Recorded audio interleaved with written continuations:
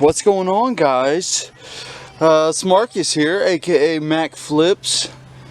So I've been fighting with this here Dodge Nitro.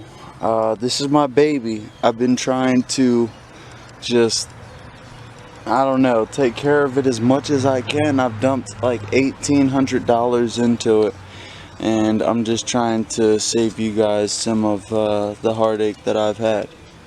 So, when I had a flashing lightning bolt with reverse parentheses to come on my dash, and it was flashing, very well could have been just a spark plug problem, but I doubt it. Ended up towing it to the dealership. They replaced the PCM. That took care of that issue.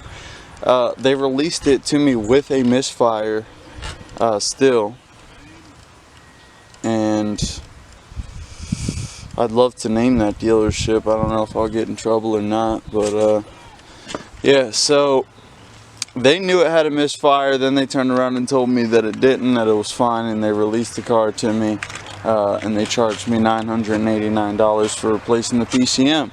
Anyway, that took care of that light on the dash, but then I drove probably 40 minutes to an hour, and then I got the dreadful check engine light, flashing check engine light. And so I kind of assumed, because I had already replaced the spark plugs and the coil packs when I was having the flashing lightning bolt and reverse parentheses issue.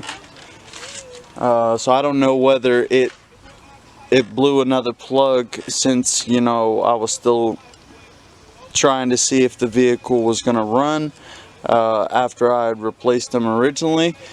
But I went ahead and just assumed that it wasn't the plugs. I went to the fuel injectors. Well, I replaced them, and it still needed a plug, so I replaced the plug. Everything was running good. But then I found out that I didn't tighten down the rail enough. Started spraying gas. It was still running fine. When I crimped it back down, when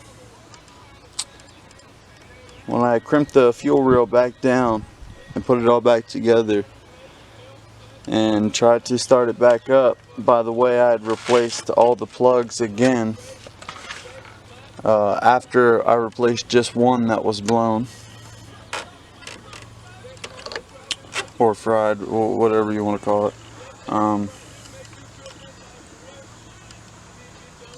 So here we are with it, and I got a worse shaking than the original misfire when I got the flash and check engine light.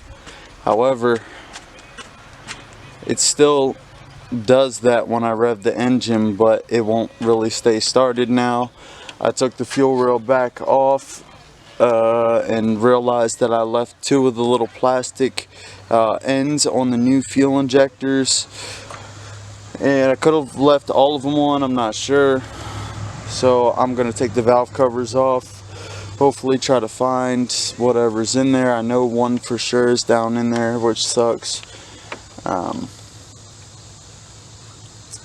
And yeah, I've noticed that two more plugs have went up out of the brand new ones, and I haven't even driven anywhere. I just started my vehicle and realized that it was shaking and just not running right. And yeah, so here we are right now, and I'm going to keep you guys updated.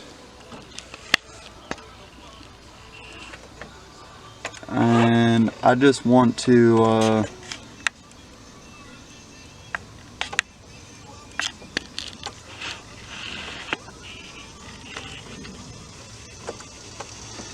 be safe, so I used electrical tape, and I taped up the plugs. About to take the fuel rail off now, and then the valve covers, and I also had ordered a new knock sensor that is going to be underneath here. So I'm going to take all that off, replace that as well. It's just one bolt. It's pretty easy to replace, just hard to get to. Thanks guys for watching. Stay tuned.